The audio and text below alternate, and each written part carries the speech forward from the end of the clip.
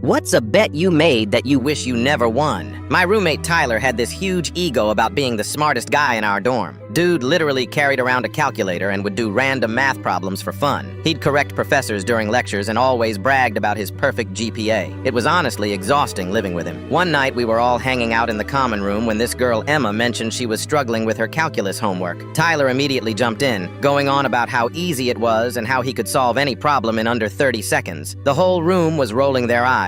That's when I got fed up and made the stupidest bet of my life. I told Tyler that if I could stump him with one math problem, he had to shut up about being a genius for the rest of the semester. But if he solved it, I'd do his laundry for 2 months. Everyone was watching now. Tyler was practically drooling at the chance to show off again. He shook my hand with this smug grin and said, "Bring it on, loser. Here's the thing though, I'm terrible at math, like really terrible." So I pulled out my phone and just Googled hardest math problem ever and found something called the Riemann hypothesis. I had no clue what it meant, but it looked impossible. I read it out loud, and Tyler's face went white. He stared at me for like 10 seconds, then started laughing nervously. "Dude, that's not even a real problem. That's just gibberish." But Emma, who was actually a math major, spoke up. "Actually, that's one of the unsolved millennium problems. There's $1 million prize for solving it." The room went dead silent. Tyler's confidence completely crumbled. He tried to backtrack, saying the bet wasn't fair, but everyone was already giving him crap about it. He kept his mouth shut for exactly 3 days. Then everything went wrong. Tyler became obsessed. He stopped going to classes, stopped showering, stopped eating regular meals. He'd stay up all night scribbling equations on every surface in our room. The walls, his desk, even wrote formulas on his mirror with dry erase markers. His friends stopped hanging out with him because all he'd talk about was this math problem. His grades tanked. His girlfriend broke up with him after he missed their anniversary dinner because he was too close to a breakthrough. The worst part was watching him slowly lose it. He'd mutter to himself constantly, and I'd wake up at 3 a.m. to find him pacing around the room with papers everywhere. He started skipping meals and lost like 20 pounds in a month.